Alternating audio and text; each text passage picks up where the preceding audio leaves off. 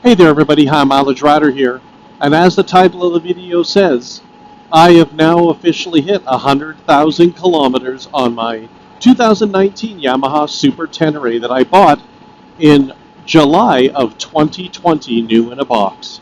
If you want to know what it's been like owning this bike for the last 4 seasons, come on back.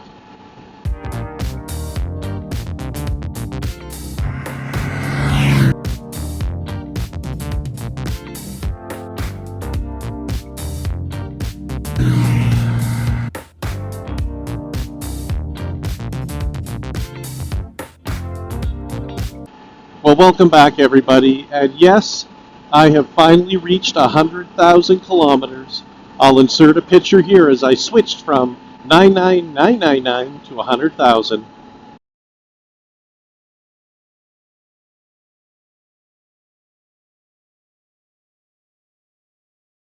Today I'm actually riding towards the Beartooth Pass, and going to go over to the Pacific Coast Highway on my Super Tenere.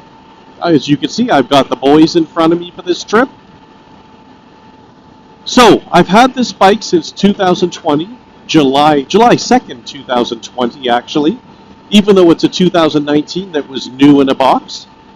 Because it was leftover stock, I was able to purchase it for $16,500 out the door. Stock, it came with hand guards, it came with a center stand, it came with the plastic Yamaha side cases, came with heated grips, of course, ABS, traction control, electronic suspension. A really good value for the money at $16,500. Now, since then, I've put many accessories on. But before we talk about those, let's talk about the bike itself. I really like adventure bikes. I love the relaxed knee bend position. I love the upright riding position. It's a very commanding riding position because I can see over cars in front of me, and if I need to, well then I can just stand up to see all the way down the road in front of all the cars to anticipate problems on the road. With this bike I have the ability to go off-road if I choose on a trip. I can do, generally I stick to gravel roads, fire trails, because this bike's not really meant for single track and stuff like that. But it's allowed me to see a lot more beautiful places off the beaten track that I would not normally be able to see if I was on just a street bike per se. Before I bought this bike, I had a 2014 V-Strom 1000, which was a great motorcycle. I rode it for around 68,000 K, but decided at that time that I wanted shaft drive. I was kind of done with cleaning chains. I wanted cruise control because my early model, V-Strom, did not have cruise. I wanted electronic suspension so I didn't have to twist any knobs if I had a passenger or if I loaded up for my gear on a trip. And of course, Suzuki is very well known for reliability, as is Yamaha. So before I bought this Yamaha Super Tenere, I did look at all the other bikes. I looked at the V-Stroms. I looked at the BMW 1250 GS. I looked at the Ducati Multistradas. I looked at the Triumph. At the time, the Triumph 1200 was not out at that time, and neither was the Harley-Davidson Pan America at that time. So I had a chance to ride all those bikes, and I settled on the, not settled, I decided that I loved the Super Tenere the best of all those machines, also including the price. Now, through the course of the last 4 years and 3 months that I've owned this bike, and 100,000 kilometers, I have kept the bike relatively stock, especially as far as motor and exhaust goes. I did not do the ECU flash at Two-Wheel Dyno Works to potentially unleash more horsepower. I did not change the stock, the stock exhaust. I kept the bike stock because I wanted to maintain that Yamaha reliability. Because I do long trips, trips usually can go anywhere from 2,000 K out to Steve's cabin up to 13,000, 14,000 K across the whole US or Canada. Now, there's a lot of other large, over 1000cc adventure bikes that have much more horsepower, much more torque, much more electronics, and of course that also comes with a much higher price tag. For me, I wasn't looking for that. For me, the Super Tenere is more than fast enough. I can scoot up to 200 kilometers an hour in the blink of an eye, and if I give it a little bit of time, I can cruise up to 230 kilometers an hour, which I believe is 133 miles an hour. So more than fast enough for me. Definitely illegal speeds on any road in any country. Now, when I looked at reliability, the reason I didn't pick any of the other bikes, as far as their extra technology that they had, is that these were all things that could break down either during the warranty period or after the warranty period. And I really like to go on my trips and have the sound peace of mind that when I put the key in and I hit that starter, it's going to start every time. And assuming I don't do something stupid to the bike, it's not going to break down. So in the time I've had this bike, I have had zero mechanical issues that would prevent the motorcycle from running. It has never broken down and left me stranded. It has never not started. The only issue I've ever had with this motorcycle was my heated grips. And really, that's a kind of a luxury item. The heated grips were garbage on this motorcycle, in my opinion. My first set of heated grips broke at 40,000 K, and then they broke at 60,000 K, and then they broke at 80,000 K. So when it happened at 80,000 K, I decided to just replace them with the Oxford heated grips because they are an amazing product. Now, all the other previous replacements of my heated grips were done under warranty, so it didn't cost me anything. So the only issue I've had with this bike was my heated grips. I have replaced the fork seals at 68,000 K, and that was done under warranty. I thought it would not be covered, because to me, fork seals are a wearable item. But I guess not to Yamaha, they covered it. And then just before I hit 100,000 K, I want to say probably at about 96,000 K, 95,000 K, I did the steering head bearings because they developed a bit of a notch, and that was also covered under warranty, so I paid nothing to have that done.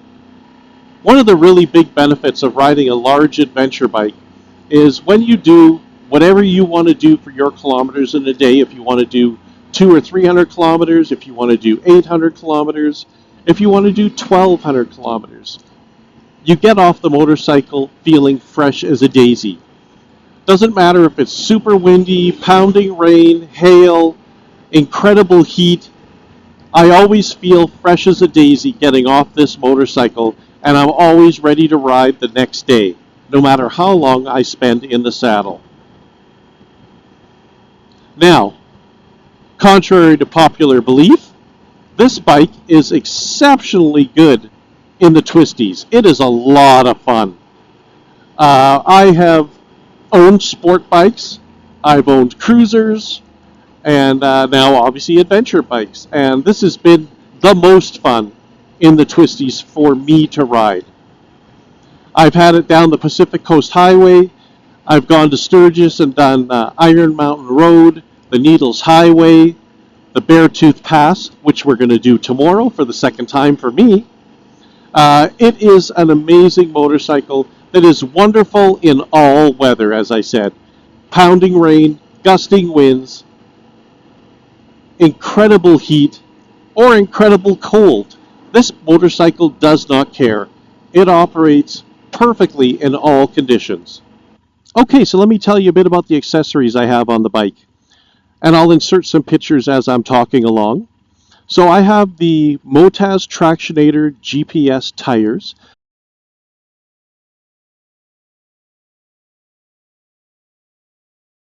Where you can flip the rear tire and make it a 50-50 if you want to do lots of off-road. I have the Adventure Designs, I'm going to have to edit that out, Heath. The Adventure Designs brake pedal extender. The SW Motec skid plate. The K&N high flow oil filter.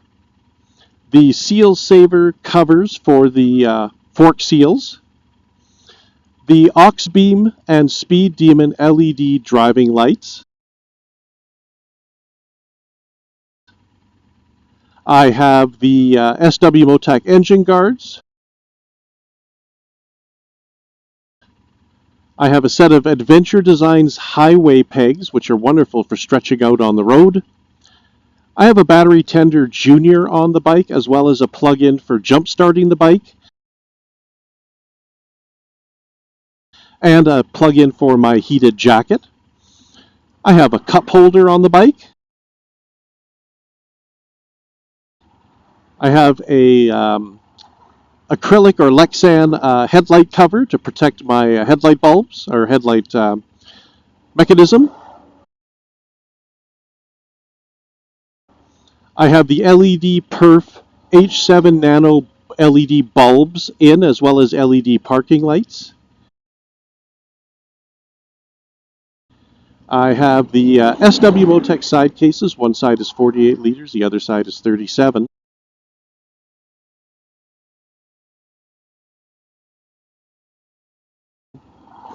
And I have a GV mono key top case that is 58 liters. I have extra LED brake lights on the back of the bike, both in the top case and above the current brake light that comes with the bike. I have the Gripster tank pads for gripping with your knees on the tank. I have an SW Motec tank bag. I have obviously the handguards that came with the bike. I put on a USB hub. And of course a RAM mount and a quad lock to hold my phone. I have a lid lock helmet lock.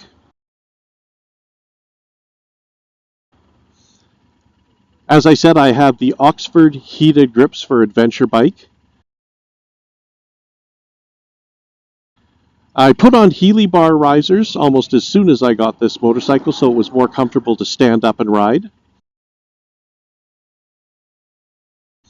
I have the Yamaha winglets. The Puig flip on the Yamaha tall windshield. And this gorgeous candy apple red and silver custom paint job.